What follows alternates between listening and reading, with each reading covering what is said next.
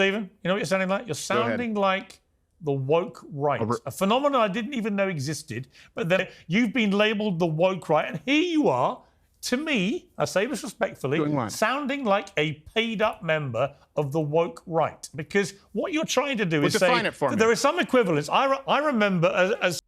Hey everyone, welcome back to the channel. If you're new here, we tackle the tough conversations. Piers Morgan and Steven Crowder just clashed over a story that has nearly $1 million in donations going to someone who did something inexcusable. And honestly, I think Crowder's asking the questions everyone's afraid to ask. Instead of just calling people racist and moving on, he's digging into why this happened. What changed in our society that made tens of thousands of people react this way? Piers wants simple answers, but Crowder's pointing at something bigger about how we communicate and what happens when people feel silenced. I'm breaking this down, and I think you'll see why Crowder makes more sense than people want to admit. Make sure you watch until the end. Please comment down where you are watching from. It's great to see people from over the world connecting in here. All right, now let's get into the video. Don't think that someone should scream the N-word at a child any more than I think a grown adult should call a child a piece of shit. Now, I do think that if you're talking about the money raised, we are now dealing with the reaction and not with the action that has led to it. I was raised, and I want to be clear about this, and I know I'll be told that I don't know anything about the Black experience, so I'm not saying from you, but people will watch this and say, you couldn't possibly know. In a post-racial America, by the way, largely Canada, the most recognizable faces on earth, Michael Jordan, Mike Tyson, Michael Jackson, okay, that one's a half one. The point is, our greatest export was culture in America, celebrated our Black celebrities. I didn't think about watching Fresh Prince or Urkel with my close Black friends. But today, when you look at this, this is a reaction to white people, and this is important. And if you want to know what the reaction is, look at Gen Z voting males, in particular, Hispanic males, who we've been told, including by Dr. Hill, should be natural allies of the Black community. When you're a white person in this country and it's, hey, you don't know the lived experience, but I know yours. When it's, hey, if you move into an area, that's gentrification, but if you leave, it's white flight. It's, hey, sit down and shut up, and then it's silence is violence. It's, hey, you can't use empirical in making an argument about neighborhoods regarding crime data, but you also can't say you have a Black friend, which, by the way, is a completely legitimate defense against racism. The only way to win is not to play, and so people aren't even talking. And I want to make one last point. I do a segment on this show called Black and White and the Gray Issues, where I will, as Dr. Hill does, go into barbershops, go into Black neighborhoods, and discuss these issues with them. And not once has anyone accused me of a whiff of racism. What white people are afraid of in this country, and the reason they're not having a dialogue, is the game of telephone and someone in the media telling a community that they should be experiencing an affront. And that leads to more racial division. It doesn't end anywhere good. Okay, but let me respond to that. It's not accountability. It's false outrage.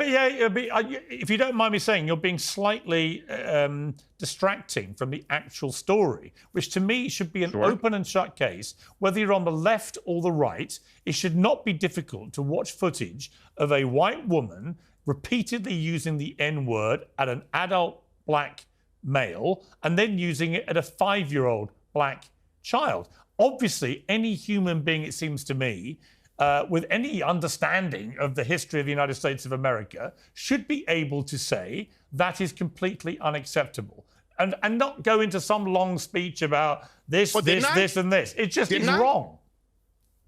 Didn't I say you shouldn't say it? Right. So I think we have to agree certain parameters. Shouldn't say it. So let's not ask how we got here. So certain parameters. So we just say that is completely wrong, right? And then we move on to, is it right that she's now had hundreds of thousands of dollars in donations to support her? I say again, that is completely ridiculous and outrageous, and it's been whipped up by a fake kind of moral equivalence. Well, you know what?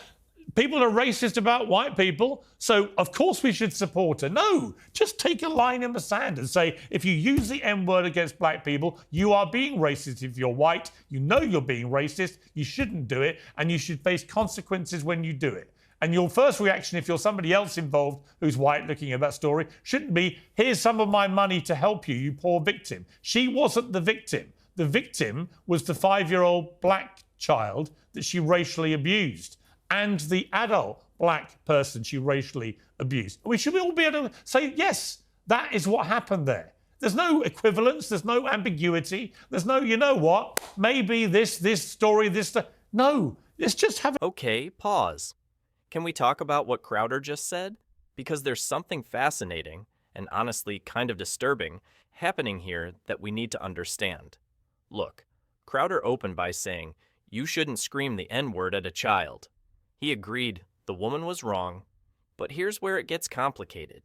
Nearly $1 million got donated to her. And Piers wants to just call everyone racist and move on. But that doesn't explain anything, does it? So let me ask a different question. What are those donors thinking? Not whether they're right, but what's going through their heads. Because here's what I think is happening. You've got people watching cancel culture play out for years now. They've seen college students lose scholarships for singing rap lyrics at parties. They've seen people fired for awkward phrasing or old tweets. And now they see this woman who absolutely said something inexcusable, and in their minds, they're conflating her with every other cancellation they've seen. Is that logical? No. Is it concerning? Absolutely. But it's real. Crowder's bringing up gentrification versus white flight, the I have a black friend dismissals. He's tapping into this feeling that some people have where they think, no matter what I do, I'm wrong. And when people feel trapped like that, they make really bad decisions, like donating to someone who doesn't deserve it. Now, does that frustration justify supporting someone who racially abused people? Hell no. But if we don't understand where that frustration comes from, we can't address it. We just get more of this. More money flowing to the wrong people, more polarization, more chaos. Piers wants simple answers. Racism bad, case closed. And yes, racism is bad. But when you refuse to ask how $1 million ends up supporting something indefensible, you guarantee it happens again. Understanding isn't excusing. It's figuring out why people are making terrible choices so we can actually interrupt the pattern. A clear line in the sand and say, that is wrong. That is racism. End. Surely? No. Now, do you want to know which part I disagree with? Yes. Certainly not the part that I already agreed with. Shouldn't yell the N-word at a black person 5 years old or 50 years old. But the reason for the GoFundMe amount, you can simply dismiss it and say those people are racist.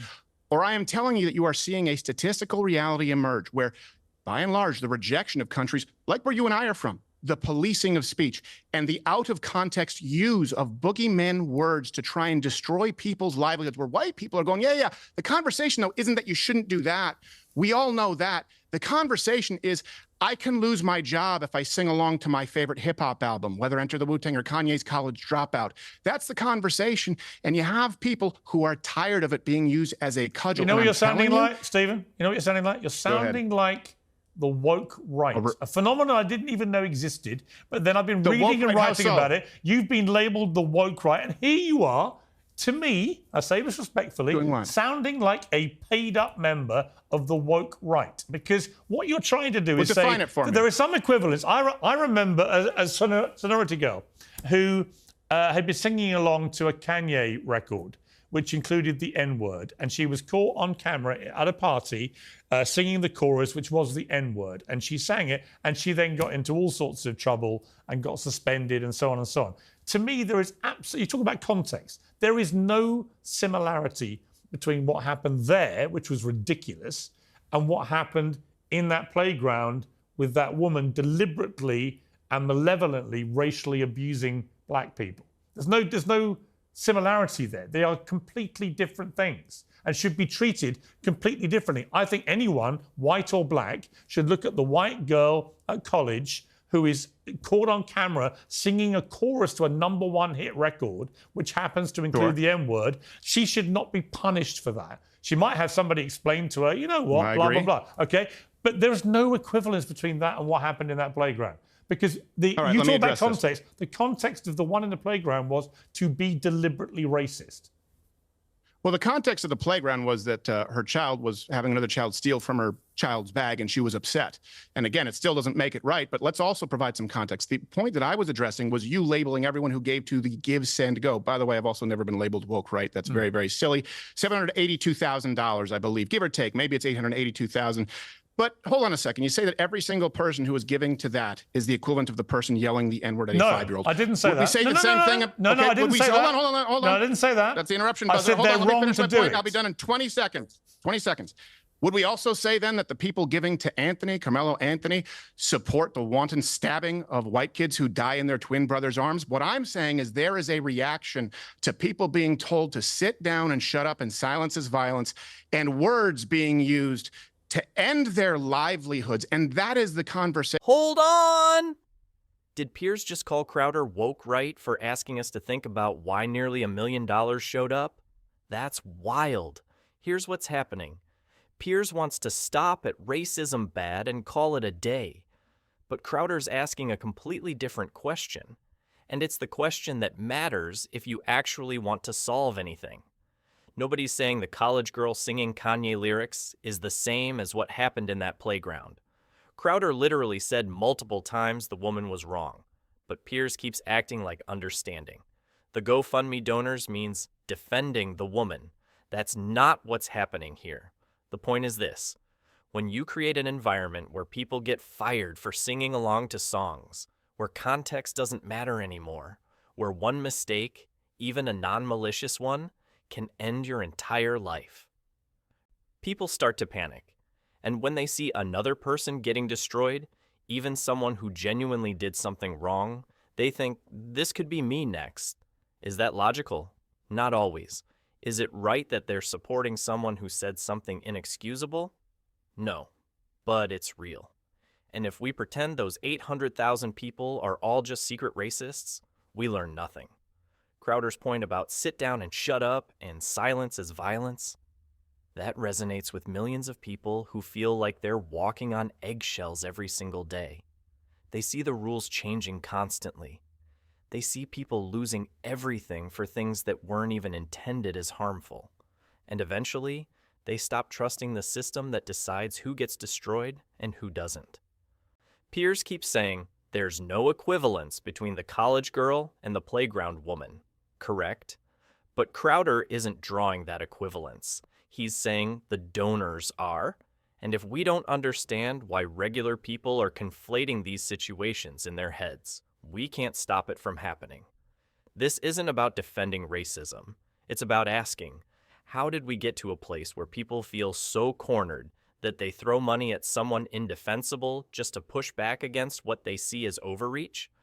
If your only answer is, they're all racist, you've given up on actually solving the problem. That is taking place in this country, and most people are refusing to have it. Of course, you shouldn't yell the N-word at a 5-year-old.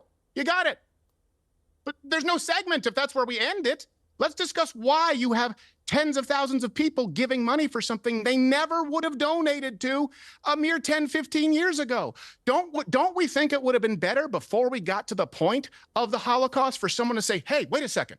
How did we end up here believing that only Jews carry these communicable diseases? How did we end up here, all of us accepting these negative stereotypes? Hey, wait, how did we end up here othering these groups of people? I think the how you've gotten there matters, and I think the prescription for it is important, and that's what I'm trying to focus on. The prescription is more dialogue and doing so in good faith rather than this. Okay, this is the part people need to hear. Crowder just dropped the most important line of this entire debate. There's no segment if that's where we end it. Exactly. If all we do is say racism bad and walk away feeling morally superior, we've accomplished nothing. We haven't prevented the next incident. We haven't addressed why 800,000 people made a decision that seems insane to half the country. We've just patted ourselves on the back and guaranteed this happens again. Crowder's question is the only question that matters. Why would tens of thousands of people donate to something they never would have supported 10 or 15 years ago? What changed? And before anyone freaks out about the historical comparison, here's what he's actually saying. Societies don't just wake up one day with extreme divisions. They get there through a series of escalations that nobody stops to question. And if you refuse to ask, how did we get here? You can't course correct before things get worse. That's not controversial. That's basic pattern recognition. The word whack-a-mole line? Perfect description of what's happening. We've created this game where everyone's terrified of saying the wrong thing, using the wrong word, or being taken out of context. And when people feel like they're being hunted for linguistic mistakes rather than actual intent, they stop engaging at all. And you know what happens when people stop engaging? They don't become less polarized. They become more polarized. They retreat into their corners. They find echo chambers that tell them they're the victims. And then, when something like this GoFundMe happens, they throw money at it not because they support racism, but because they feel like they're finally pushing back against something. Is that healthy? No. Is it productive? Absolutely not. But Piers' strategy of just call everyone racist and move on isn't stopping it. It's fueling it. Crowder's prescription is dialogue in good faith. That means actually listening to why people feel cornered. That means acknowledging that yes, sometimes the consequences do seem disproportionate. That means creating space for people to make mistakes, learn, and grow without losing everything. If we can't have that conversation, we're just going to keep playing this same game over and over, and everyone loses. So what do you think of this? Leave your thoughts in the comment section below, and please don't forget to like and subscribe. I'll see you in the next video.